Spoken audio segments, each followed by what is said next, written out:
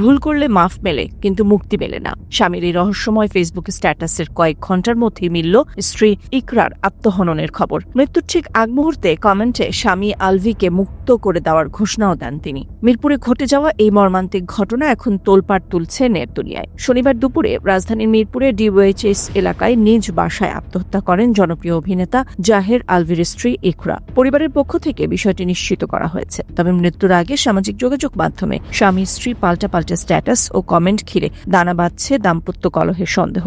আলভির Facebook ওয়ালে লেখা ছিল, ভুল করলে মাফ মেলে কিন্তু মুক্তি মেলে না। এর জবাবে ইকরা লিখেছেন, ভুল স্বীকার করতে পারলাম না, আমি আমার স্বামীকে মুক্ত করে দিলাম। 2010 সালে ভালোবেসে ঘর বেঁধেছিলেন আলভি ও ইকরা। তাদের সংসারে রয়েছে রিজিক নামের এক পুত্র সন্তান।